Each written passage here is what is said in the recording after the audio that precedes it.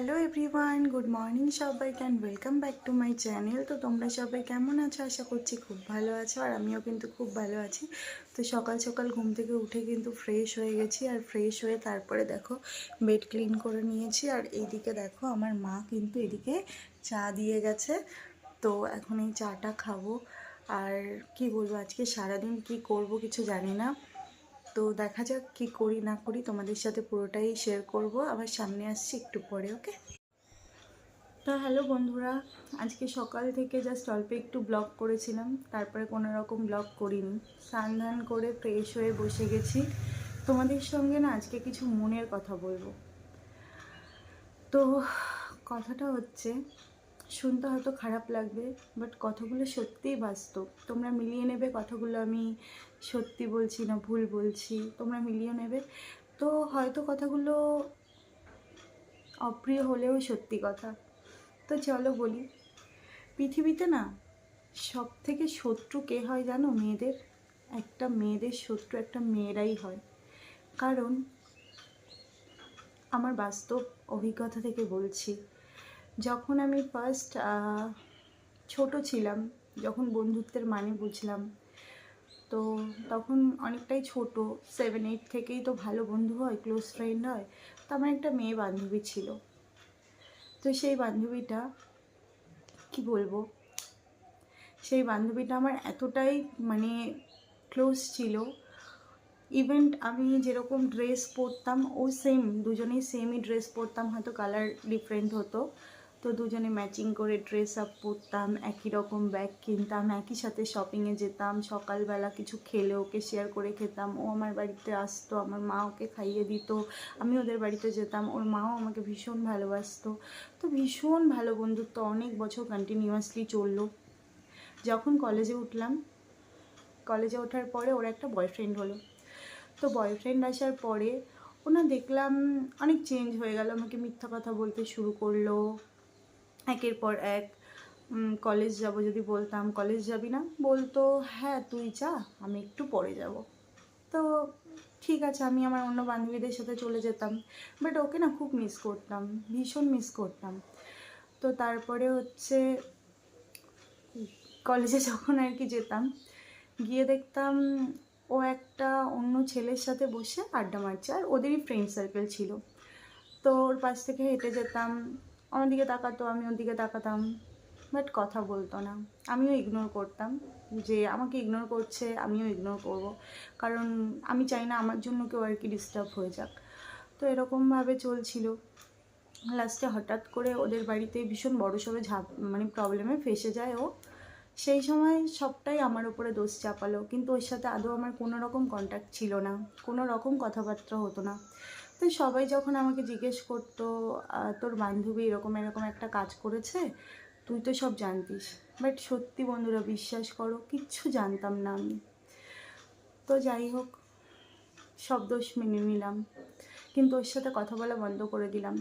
তো সেই যে ওর সাথে কথা বলা বন্ধ করলাম, এখনও পর্যন্ত ওর সাথে আর কোনোদিনও কথা বলিনি। ফেসবুকে রিলেটেড মানে ফেসবুকে কানেকশান রয়েছে, ওর স্ট্যাটাস দেয় দেখি, আমি দিয়ে দেখি, ওর বিয়ে হয়ে গেছে, মেয়ে হয়ে গেছে। তো যাই হোক ভালো আছে। ওর পরে যখন অফিস মানে লাইফে ঢুকলাম, কলেজ লাইফ বাদ দাও না, কলেজ লাইফে আরেকটা ঘটনা আছে, আরেকটা বান্ধবী হলো। ও আমাকে না মানে কি বলবো, এত ভালোবাসা দেখাতো। আমার বাড়ি তো মসলন্দপুর, ওর বাড়ি গোবরডাঙ্গা, আমার গোবরডাঙ্গা মসলন্দপুরের মিডিল পজিশানে, তো আমার কলেজ ছিল গোবরডাঙ্গা। তো আমি এখান থেকে তো ট্রেনে উঠলে আমার 3-4 মিনিট লাগে গোবরডাঙ্গা যেতে। তো ও আমাকে বলতে কি না তুই আমার সাথেই আসবি, আমি তোকে নিয়ে যাব, আমি তোকে ছাড়বো। ও সাইকেলে করে আমাকে নকপুল থেকে গোবরডাঙ্গা পুরো সাইকেল চালিয়েও আমাকে নিয়ে যেত, নিয়ে আসতো। কিন্তু ওর ফিনান্সিয়াল কন্ডিশন খুব খারাপ ছিল, ওর বাবা ওদের সাথে থাকতো না। তো আমি ওকে আমার সাধ্য মতন ফিনান্সিয়ালিও হেল্প করেছি। তো করার পরে যখন আমি একদিন প্রবলেমে পড়লাম, তখন ওকে আমি বললাম জানিস বান্ধবী, আমি এরকম প্রবলেমে পড়েছি, তুই আমাকে একটু হেল্প কর না, এতদিন তো তোকে আমি হেল্প করেছি। তো আমাকে না তখন বললো কি হ্যাঁ তুই চিন্তা করিস না, আমি তোকে সব কিছু দেখছি, তোর ব্যাপারে কী করা যায়, তুই আমার এত দেখেছিস, আমার ফ্যামিলি নিয়ে এত দেখেছিস, আমি তোকে যতটা পারবো হেল্প করবো। তো আমি বললাম ঠিক আছে, কোনো ব্যাপার নেই। তো তারপর দিন থেকে কি হলো, ফোনটা রিসিভ করাই বন্ধ করে দিল আমার। মানে যেই মানুষটা আমি যখন মানে ও আমাকে নামানোর পরে ফোন ধরে থাকতো আমি বাড়ি আসা পর্যন্ত, বলতো তুই বাড়ি যা, বাড়ি যেয়ে খাওয়া দাওয়া করবি, সব কিছু করবি, সকালে ঘুম থেকে উঠে ফোন করে গুড মর্নিং, খেয়েছিস কিনা, স্নান করেছিস কিনা, কখন বেরোবি, কখন কোথায় যাবি, এভরিথিং, মানে আমার সমস্ত খোঁজ খবর রাখতো। তো লাস্ট ফিনিশিং যেই আমি ক্রাইসিসে পড়লাম, একটু প্রবলেমে পড়লাম, ওর কাছে বললাম, তারপর থেকে আমাকে ফুললি ইগনোর করতো। তো সেকেন্ড টাইম বন্ধুত্ব নষ্ট হলো। থার্ড টাইম, মানে যেগুলো আমি করেছি সেগুলো তোমাদের সাথে বলছি না, তাহলে হয়তো আমার করাগুলোই বিফলে যাবে, তাই বলছি না। থার্ড টাইম ওরকম হলো। অনেক বন্ধুবান্ধব লাইফে এসেছে, আর আমি বরাবরই ছেলে বন্ধু আমার কম। হ্যাঁ, কলেজ লাইফে ছিল, কিন্তু আমি লিমিটের বেশি মিশতাম না কারোর সাথে। তো এরকমভাবেই চলছিল। জাস্ট রিসেন্টের একটা কথা বলি, মানে হয় না বন্ধুত্ব দেখানো, মানে বাট পেছনে না বাস দেওয়ার লোকগুলো এরাই। তো কি বলবো, একটা মেয়ে হয়ে একটা নিজের স্বার্থের জন্য একটা মেয়ের নামে যা নয় তাই, মানে যা নয় তাই বলে যাচ্ছে, আমি দিনের পর দিন শুনে যাচ্ছি এখনো পর্যন্ত। জানো তো বন্ধুরা, কি অ্যাকচুয়ালি কিছুই না, অনেক কষ্ট হয়। অ্যাকচুয়ালি না সত্যিই কষ্ট হয় যখন যাদেরকে একটা টাইম খুব ভালোবাসতাম, নিজের মানে খুব ক্লোজ ফ্রেন্ড মনে করতাম, তারাই যখন শুনি না যে সেই তার ক্লোজ একটা ফ্রেন্ডের ব্যাপারে আজে বাজে কথা বলছে শুধুমাত্র টাকার জন্য। টাকাটাই কি সব কিছু? তোমরা বলো তো। মানে ভালোবাসা বলে কিচ্ছু নেই মানুষের লাইফে। বেশ কিছুদিন ধরেই তোমরা দেখছো আমি সেরকমভাবে ব্লগ বানাচ্ছি না, কয়েকদিন বানাইওনি, খুব মানে মনটা খারাপ ছিল। তারপরে যাই হোক বানাচ্ছিলাম, তো আজকে আমি ভাবলাম তোমরা তো আমার ফ্যামিলি, তোমাদের সঙ্গে আমি কিছুটা শেয়ার করব, তো তার জন্য বসে পড়লাম। তাই আজকে কোনো রকম ব্লগ বানাবো না, শুধু তোমাদের সাথে আমার মনের কথাগুলো শেয়ার করব। তো আমার এই বান্ধবীটা, আমি ওর সাথে অনেক দিন কথা বলি না কর্মসূত্রে, মানে কাজ ছেড়ে দেওয়ার পর থেকে ওর সাথে আর কথা হয় না। তো সেই জায়গাটায় আমার জায়গাটা নেওয়ার জন্য যা না তাই আমার ব্যাপারে বলছে। ঠিক আছে বল, আমার কোনো তাতে দুঃখ নেই, কিন্তু বানিয়ে বানিয়ে মিথ্যা কথা কি করে একটা মানুষ বলতে পারে? মানে আমি যত দেখছি তত অবাক হয়ে যাচ্ছি, জানো তো বন্ধুরা, সত্যি। তো এখন মনে হচ্ছে কি, একটা মেয়ে বন্ধুর থেকে না একটা ছেলে বন্ধু হাজার গুণে ভালো, হাজার গুণে ভালো। কিন্তু ছেলে বন্ধু রাখি না কেন জানো তো, একটা মেয়ে একটা ছেলের কখনো বন্ধু হতে পারে না, কারণ সেটা প্রেমে পরিণত হয়ে যায়।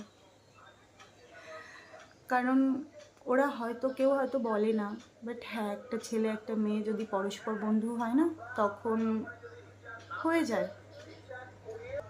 তো একটুখানি পজ করেছিলাম, পাশ থেকে রাস্তা থেকে গাড়ি যাচ্ছিল, আওয়াজ আসছিল, তাই পজ করেছিলাম। তো তোমরাই বলো, তোমাদের কার কার সাথে এরকম হয়েছে? মানে আমি আজ পর্যন্ত আমার মনে পড়ে না যে আমি কারোর ক্ষতি করেছি। আমি সব দিন সবার উপকার ছাড়া কোনো দিন ক্ষতি করিনি, কারোর থেকে হাত পেতে 2 পয়সা নিয়ে নিয়ে উল্টে দিয়েছি, কিন্তু তারাই আমার ব্যাপারে খারাপ খারাপ কথা বলছে আজকে। কি বলবো, যাই হোক, তোমাদের সাথে শেয়ার করলাম, করে অনেকটা হালকা লাগছে। আর কোনো দিন যদি আমার শিক্ষা হয় না, আর কোনো দিন কারোর সাথে বন্ধুত্ব করব না। আর এই নিজের প্রিয় মানুষগুলোই যদি এরকম করে, কষ্ট দেয়, তাহলে আর কাকে বিশ্বাস করব বলো তো? বাট আজকে থেকে ফুললি ডিসাইড করে নিয়েছি কারোর সাথে বন্ধুত্ব ফ্রেন্ডশিপ করব না, বিশেষ করে কোনো মেয়ের সাথে। সে মেয়েরা মানে কী বলো তো, প্রচণ্ড হিংসুটে, মানে কেউ কারোর ভালো সহ্য করতে পারে না। কিন্তু তুমি যদি অনেস্টলি থাকো, তোমার ভালো কেউ আটকাতে পারবে না, আমি এটা মানি। কারণ আমি খুব পজিটিভ একটা মেয়ে, নেগেটিভিটি আমার মধ্যে কাজ করে না। তো তোমরা একটা কথা শেয়ার করো, তোমাদের সাথে কার কার নিজের কাছের বন্ধুদের থেকে তোমরা কষ্ট পেয়েছো, অবশ্যই শেয়ার করো, একটা লাইন লিখে যেও। আর আজকের ভিডিওটা কেমন লাগলো জিজ্ঞেস করবো না, কারণ আজকে আমি আমার মনের কথা বললাম। আশা করি তোমাদের খুব ভালো লাগবে। তো চলো আজকের মতন ভিডিওটা এখানেই শেষ করব, কারণ বেশি বড় ভিডিও আমি দিই না অনেক দিন ধরে। তো বাই।